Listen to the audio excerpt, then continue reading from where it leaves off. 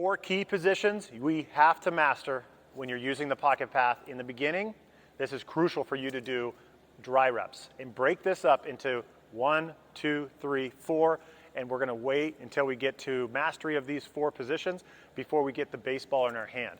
So really encourage you to practice without a ball, then bring in the plyo balls. This is what we do. We're gonna set it up in that low pocket position for beginners, and I'm gonna go over our 4 positions. Neutral position, which is just kind of relaxed. We're gonna slide our hand into that belt. My hand, facing my belly right now, is in a relaxed position. This is the starting point. Position 1 is a simple finger turn and just slide out of the sleeve. The mistakes I see is that we don't go with the sleeve all the way. Position neutral, go all the way in the sleeve, but not all the way out. So I'm right at the edge here, making sure I'm as close to that end as I can. One position is just simple finger turn. We can add a step to that if we want to get the timing of my foot down on the ground, fingers on top of the ball. So now I've seen it's just a slight turn. My thumb goes down, my fingers are on top. That's your first mastery of position 1. Next one, we go up to position 2. So we're taking that same starting point, neutral position, all the way in the sleeve, and I'm just gonna turn my fingers on top as that 1 position, and I go up to the 2 position. The 2 position is what we call our power position. The ball should be even or relaxed below the armpit at this spot. Not outside here and not pulling back into the scap. This is a simple way of just learning how to float the arm up into this position here. If I do this wrong, the sleeve rips off. So this is really key. This is why the sleeve works, is to make sure that we're gently guiding up and we're not rushing this and pulling the sleeve off the belt. So I get it set up in that 30-degree position. I slide into neutral. I go to the 1, 2, and I'm stopping right here. I can add that step into that too as well. The 3rd position, hips. We know power is from the hips. This is how we get that timing with the arm.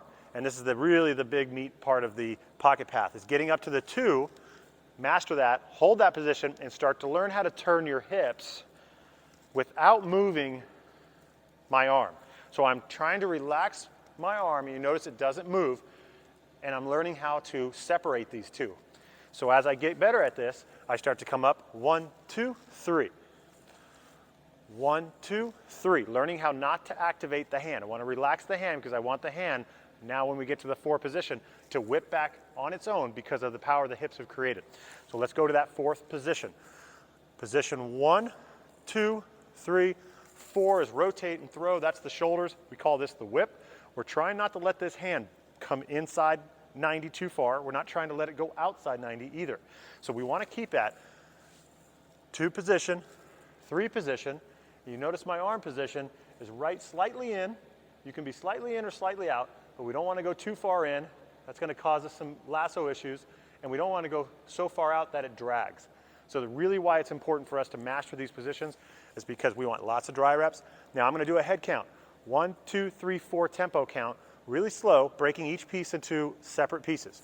1, 2, 3, 4. I'm going to do that a few times. 1, 2, 3, 4. As I start to get used to that, I pick up the tempo. Really important. 1, 2, 3, 4. 1, 2, 3, 4. Now I'm going to go faster. 1, 2, 3, 4. As I start to keep that same positioning but increase the tempo, I'll start to feel a nice whip in the arm and a really clean delivery using the PocketPath. For you catchers and infielders, we talked about the higher pocket. Everything is the same. All 4 positions are the same. It's just the starting position is different. You start from that high pocket position. My hand is neutral. I turn into the 1. I turn to the 2. Hips are 3. 4 is the throw. Everything's the same, just a different starting position. Make sure we don't rush out of here. We want to relax and come out of there nice and calm and allow the hips to take the arm into that perfect throw using the PocketPath.